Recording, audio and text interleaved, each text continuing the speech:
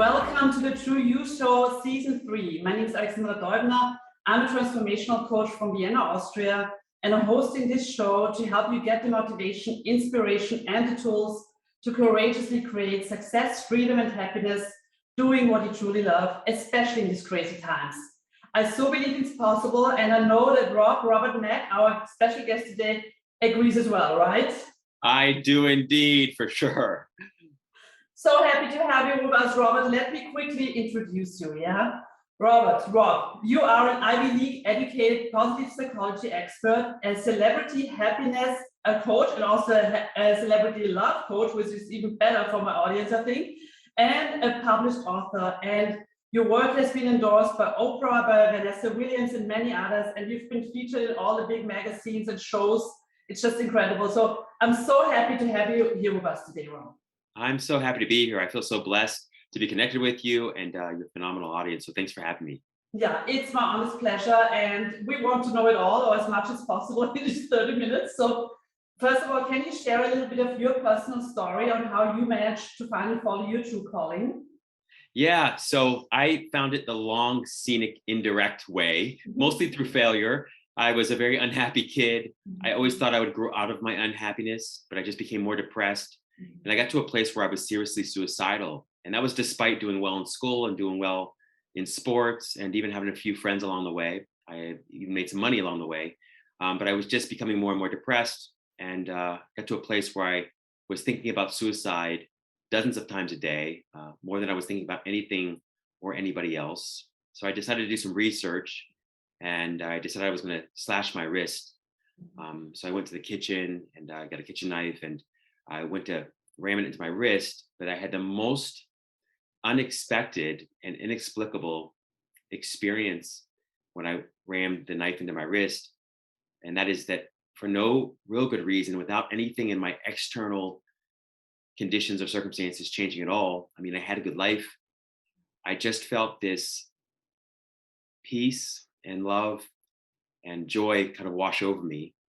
And so I was really bowled over by that. I was not, really surprised by that. So I decided to postpone the suicide for like 15 minutes. It wasn't very long. And even that felt like a long time for me at that moment. But in that 15 minutes, I started doing lots of research on what unhappiness is and what depression is and how to find happiness. And so, that 15 minutes bled into several days, months, and now it's been over 2 decades. And I found that hidden in my deepest pain was my greatest purpose. And that's becoming a happiness coach. Wow. How old were you then, Rob? Yeah, I was probably in my early 20s at that point. But I remember being depressed and anxious and self-loathing since I was probably about 6 or 7 years of age. Wow. And how did you manage to get out of this? Like continuously, right? I mean, it's so when I saw you're a happiness coach, I was like, yeah, who doesn't want to be happy, right? Like, how did you create that? Because I think there's also a difference when you're already, in a very bad mood and depressed all the time. It's different than we just have a bad mood, right? So how did you manage that? That's right. Yeah, it's very hard to be motivated when you're depressed, particularly clinically depressed. I made a commitment that I was going to either live blissfully as humanly possible or not at all. So in some ways, that was almost imposed upon me. I was at a place where I was like, this life I'm living, this textbook life of chasing success and money and friends and fame and all that, wasn't making me very happy. So I decided I was going to be happy no matter what, or I was going to live. And in that process, I was smart enough to know that I wasn't very smart, and there were smarter people in the world who had already solved the problem that I was trying to solve, had already cracked the code on happiness. And so I began drowning myself in as much content around and on happiness and peace and love and success as humanly possible. And it took quite a while. It was like 2 steps forward and 1,000 steps back some days. But lo and behold, I got there eventually. Wow, so happy that you did it, Rob. Yeah, this is like, yeah. Yes. Yeah, so, okay, so I have a million questions, but we are here in the True You Show. So in the True You Show, right, we always also focus on the true authentic self and on becoming who we are actually meant to be, the best version of ourselves. So I know you studied positive psychology, so how can actually positive psychology support us in achieving our dreams, Rob? So positive psychology is the study and science of happiness, but also the study and science of how happiness and success are related, right? So the short of it is that we know, based on thousands of empirical, time-tested, face-valid studies, that success doesn't lead to happiness, okay? That happiness does lead to success, and that happiness is the greatest success. I mean, it's the reason we want success. We only want to achieve, accomplish, or acquire anything in the world because we think we'll feel better for having it. That better feeling that we expect to get through success, I call happiness. And it's the point and purpose of success and of life and of love. So that science of positive psychology tells us a lot about what leads to happiness, but also what happiness leads to. So in other words, the causes and effects of happiness. And by and large, when you get happy, you experience a much more successful life in a much easier, more effortless, more enjoyable way than ever before. So happiness is like master key. It's a cheat code to getting everything you want. Yeah, so my next question is quite obvious. How can we be happy? How can we get happy? Yeah, so I'd say there's 4 basic buckets, and I'll be brief about it. But the first is identify your happiness islands. And those are activities or things, places that allow you to feel happy, inspired, energized for no good reason, with very little time, energy, and effort. Identify those things, schedule more of those things to your life. Also identify your happiness valleys. Those are activities, places, things that drain you of energy, that seem to demotivate you, that seem to make you feel not so great. You want to do everything you can to reverse engineer those things out of your life, right? That's all about happy action. The next step or stage is really about happy people or loving and supportive people. So you want to surround yourself with people who support you in becoming happier and feeling happier and more peaceful and more loving. And you want to do everything you can to get rid of, or at least reduce, your time spent with energy vampires. That's the happy people part or loving people part. The third part is really about happy thoughts. That's about telling better feeling stories based in truth about everything and everybody in your life, no matter what, starting with yourself. So instead of saying things like, it's a bad day because it's raining, you simply say, I love the sunshine so much, and I'm looking forward to the sunshine, and I'm always so grateful when it's sunny out, whatever. But the idea is to tell a better feeling story based in truth. And then the final piece is really about happy no thoughts. So that's about just enjoying the stillness and silence and presence and the joy of simply being. And so while you're, vacuuming, folding clothes, in conversation, can you let thoughts go and simply just experience the joy of being alone? I think it's quite hard for many people, right? Yes. To be alone with yourself. Absolutely. I mean, most of us get lost in discursive thinking. We overanalyze, we overthink, we plot, plan, and script everything. And then we relive and pre-live experiences. And all of that is understandable and very human. And it's not our fault, because the brain is designed partly that way, and we're programmed partly that way. But, most of the pain and suffering that we experience in this life is caused by a thought, and a thought can be dropped. Yeah, I once heard from my mindfulness teacher, "You're not your thoughts," and I was really in an identity crisis. Like, who am I? You're not my thoughts. Yeah. Yes, and that is so powerful what you just said, because the true self, our authentic self, can't be defined or really even described. When you get to that place where you're like, I don't know who or what I am, you're closer to the authentic self, or discover awareness or recognition of the authentic self, than you are when your mind is full of thoughts about your personality or your body or your mind. Most self-definition is just self-limitation, right? Most self-description is just self-limitation. So when you get to that place of stillness and silence and pure presence, you're actually right there next to, up against that awareness of who you truly are, of your authentic self. And that authentic self is always pure peace, love, and joy. I love that. I love that. And what could be the first step for people to actually step into their authentic self? Like, if they start, like, do you have a tip or trick how to get started? Yeah, so first I'd say you always are your authentic self, and only your mind will tell you otherwise. Okay. So you're always, Yes, you can't not be the authentic self. It's just that when you're aware of it, you call it the authentic self. When you're not aware of it, you call it the inauthentic self, or you call it the fake self or false self, maybe the ego self. But in any case, that other self doesn't really exist. It's just it's thoughts and ideas about the authentic self. And so you're always the true self. One way to know it is more through feeling than thinking. So anything that makes you feel uplifted, inspired, happy to be alive, that allows you to feel at peace, that allows you to feel loved or loving or experience love at all, are always strong indications that you're abiding in and resting as your authentic self. And so those things, preferences that you have about life are always pointers to the deeper, lasting, meaningful, and abiding self, really the infinite eternal self, the one that never comes and goes, the one that's always there as you. But it's mostly through experiences of peace and love and happiness that you'll find the best pointers. I love that. I love that. And staying with happiness for a moment longer, right? You also wrote a book, Happiness from the Inside Out, and there you describe 8 tried and true principles of realizing unconditional happiness, and also, I'm sure very important for our audience, achieving the unparalleled success that comes with it. Yeah. Could you share some of them with us? Yeah, for sure. So I think one of the principles is really, the principle of sort of maybe minimal energy investment. Sometimes I just call it the path of least resistance. It's incredible how much we can achieve by slowing down, even stopping, resting, and relaxing. The best things in my life have always happened when, sure, I've been working hard at something, but then when I also let go of my attachment to results or needing it to be a certain way at all. And then that's when the phone rings, the email comes, the creative insight surfaces.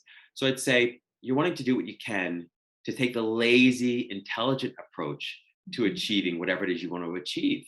And that often comes more easily and enjoyably through just learning how to relax and rest, at least on the inside, while you still take action on the outside if necessary. But it's a real art and skill to sort of relax and rest on the inside, not get lost in so much thinking or overthinking, while you continue to take some kind of action on the outside, but make sure it's inspired action. So I'd say rest and relaxation, and really that's about learning to quiet the mind a little, is one of the best, most effective and efficient principles. I love that. And it has a lot to do with surrender as well, right? Absolutely. Absolutely. I think we're all addicted, for good reason, to this idea that we either do or should control everything and everybody. But if you think about it, we're all really just composed of stardust inside these rotting corpses. And we're on this rock we call an earth, spinning in midair, like it's hanging on nothing, right? And revolving around the super hot sun. And it's doing it at just a distance that is close enough to the sun, but yet far enough away from the sun that we don't burn or freeze. And so clearly there's a life intelligence that we are one with that knows exactly what it's doing at all times. And so it does require a certain level of trust and faith or surrender, all synonyms for each other. Yeah, no, I love that. I love that. And by the way, so talking also about love, I will come back a little bit also to the happiness coach, but you're also a celebrity love coach, and you also wrote a book similar to the happiness, right? Love from the inside out. So what does true love mean to you, right? And how can we actually learn before we even start to love somebody else, right? To fully love ourselves? Great question. Yeah. For me, joy and love are synonyms. Happiness and love are synonyms. They should really be one word. When you're happy all by yourself, we call it happiness. When you take that happiness you've discovered in your aloneness and you share it in your togetherness, you share it with someone else, that's when we call it love. So love is just your happiness shared. It's just your self-love shared. And so love and happiness and self-love are really all the same thing.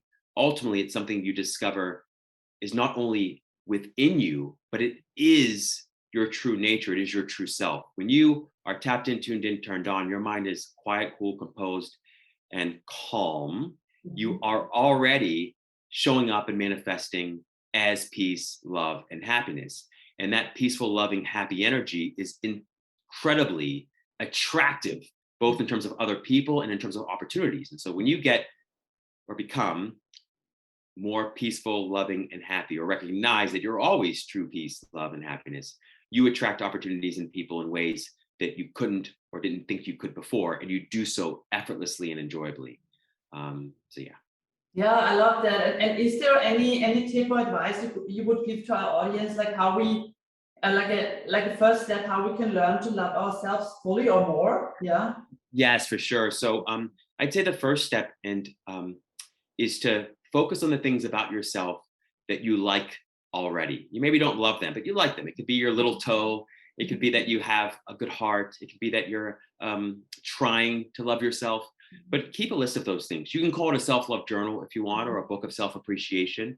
But you want to just document that or track that every day. Just a few bullet points where you outline or list a few things that you like or love about yourself.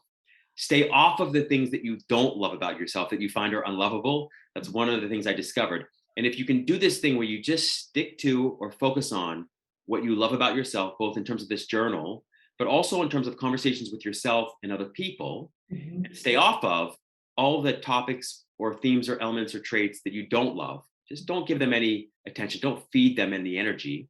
Over time, as you continue this practice, you'll discover that you'll look back at some of those traits or qualities that you always thought were so unlovable, and you'll begin to love those as well, right? So it starts to bleed in this really productive and profitable way. That's one of the greatest tips and tricks is don't feed the unlovable energy with more energy or with more thoughts, and make sure you're feeding the things that you do like and love about yourself, and do the same thing with other people. You want to make it a habit. And once you practice it, even though at the beginning it's effortful, over time it becomes effortless, it becomes automatic. I love it. Effortful, effortless. Great. Yeah. Great tips. And how do you generally, Rob, how do you actually manage your mind?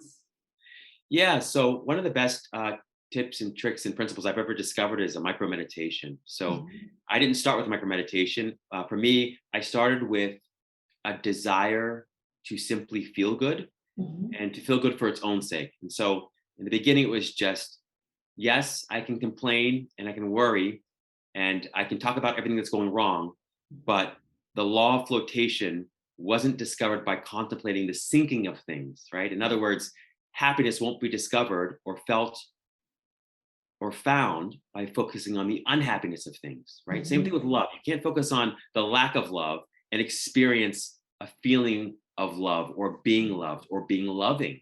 So you have to focus on what you want, not what you don't want.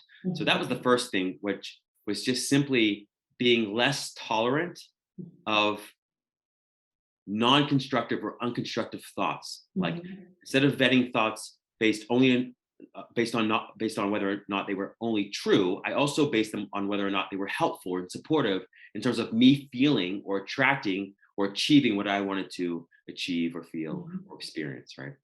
The second piece is the micro meditation, which I mentioned a little earlier, which is just as often as I can throughout the day, I pretend that that moment is the last moment I'll ever have. I'm trying to be sincere about it. Like maybe it will be, who knows? This could be the last moment any of us has on this planet in these bodies. And so I pretend like it's the last moment, and I pretend like it's the last breath I'll ever take. And so I try to juice or milk that one breath for as much joy as I can possibly get out of it, just for joy's sake alone, just for peace or love's sake alone.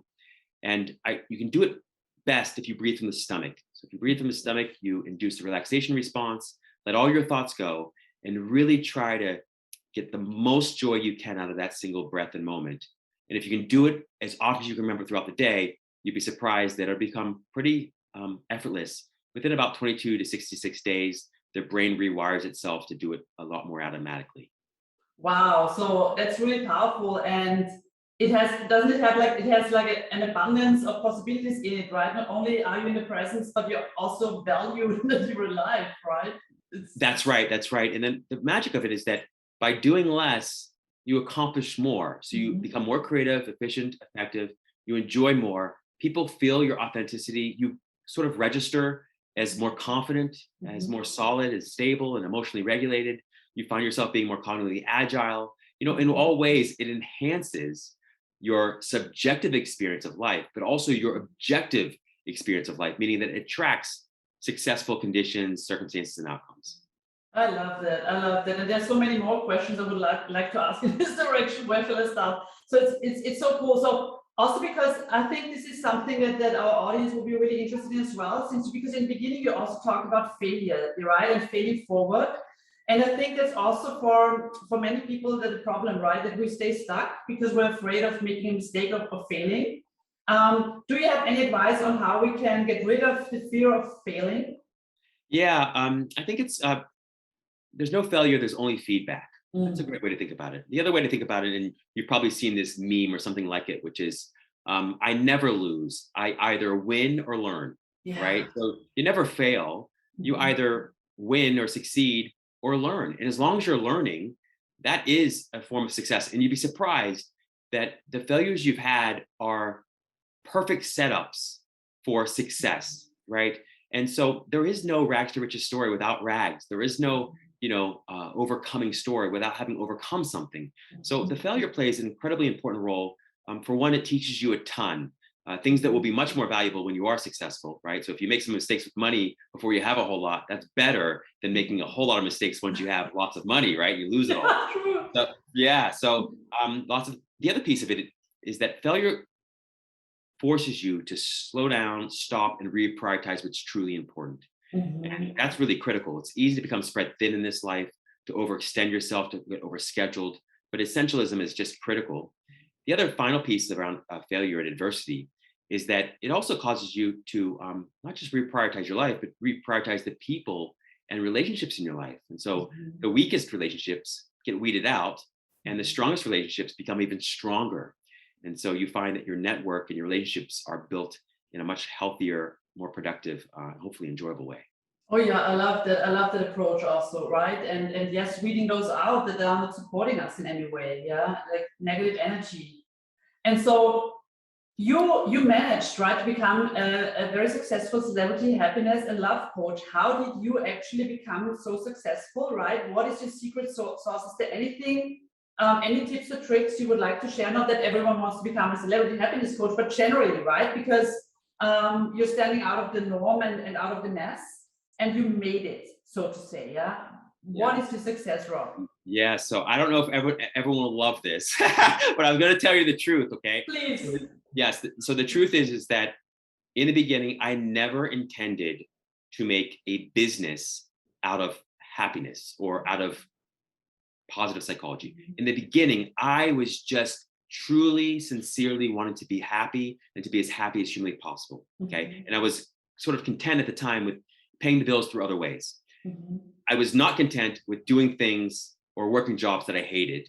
And so even if I had to make less money and work a job that at least I could tolerate, that was better than making a lot of money at a job I hated, right? So Mhm. I just really committed to being as happy as I could and trying to do what I could to not do things I hated. And if I hated it, I said, I'll just either make it fun or not do it. Mhm. So that's how it began. I had a corporate job at the time. Um, it's interesting when you set an intention for yourself and you really kind of relax around it. It's amazing how it unfolds on its own. Mhm. So I left that job and I had trouble finding a corporate job.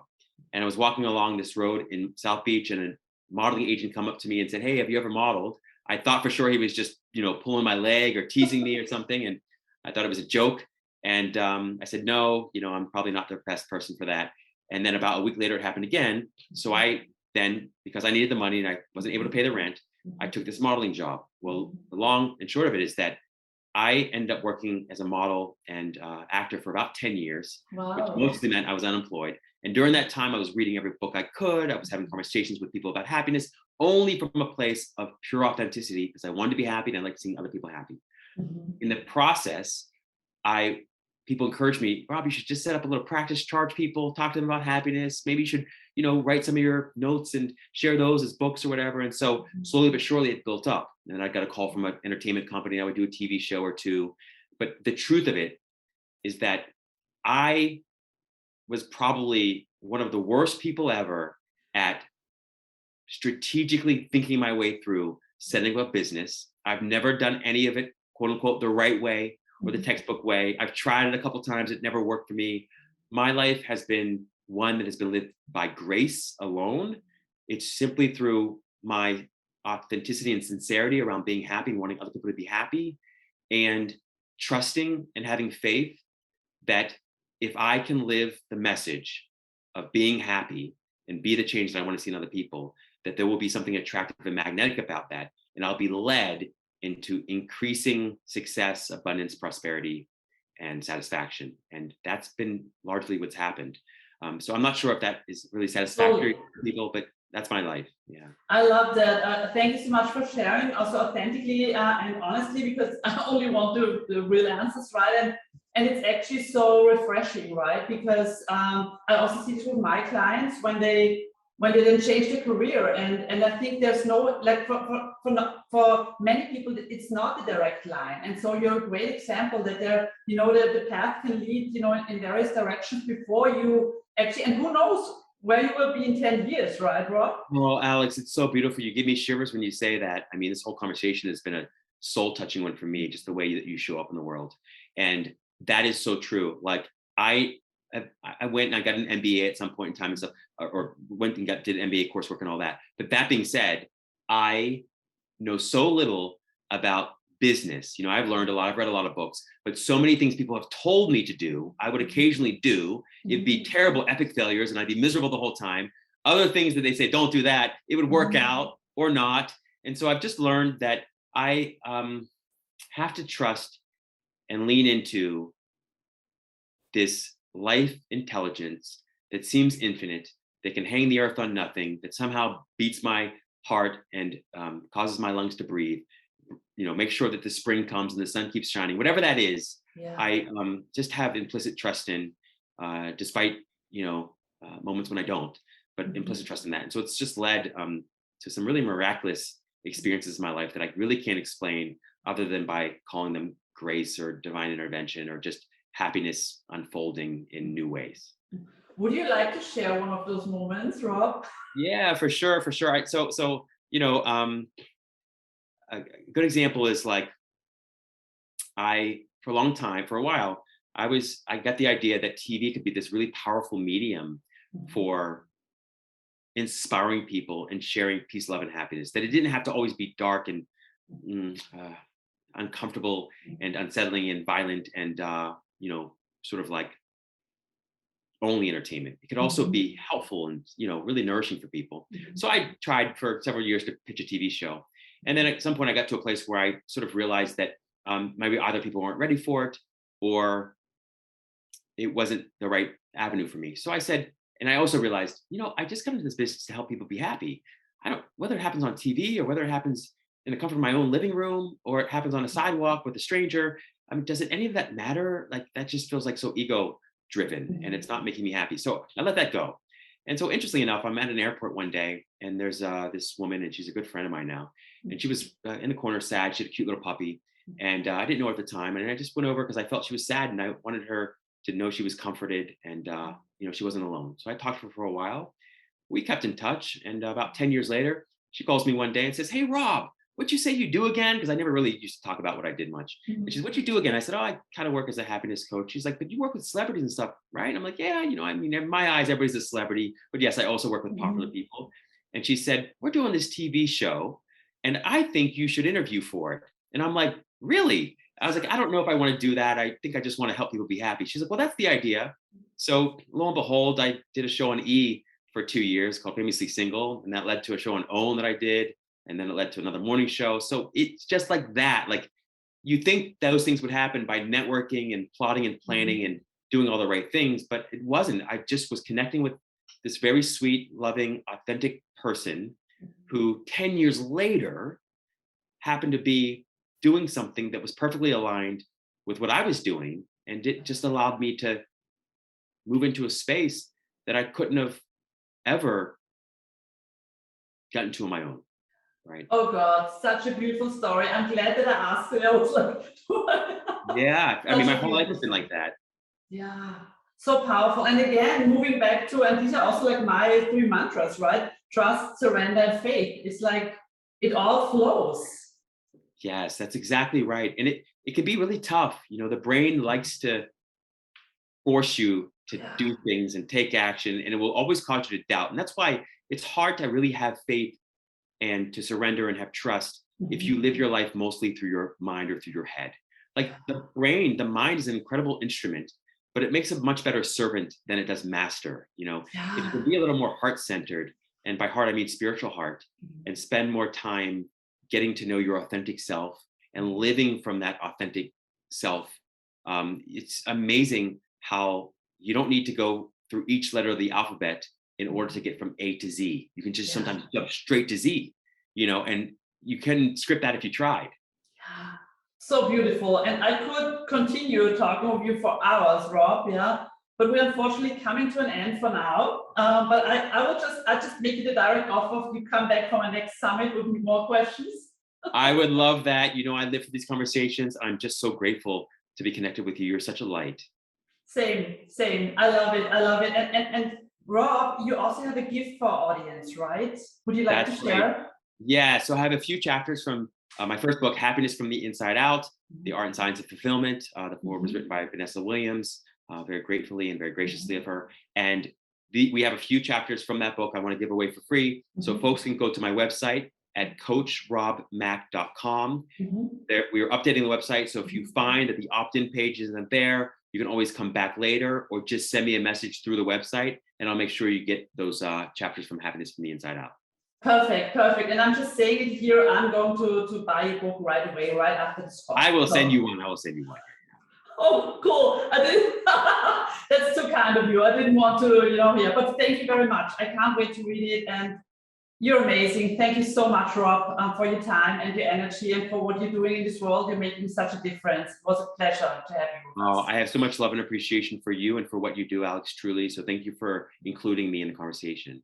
Yeah, it was my honest pleasure. And I'm sure the audience sees it the same way. We would love your feedback. So people tell us how you like this conversation. If you have any questions, I'll make sure that Rob also receives them. And so thank you so much, Rob, from the bottom of my heart. Thank you, dear audience, for listening in. I can't wait to see you tomorrow for another episode of the True You Show. Take good care of yourself, follow your heart, and have trust, faith, and surrender. Much love and all the best. Thank you, Rob. Bye-bye.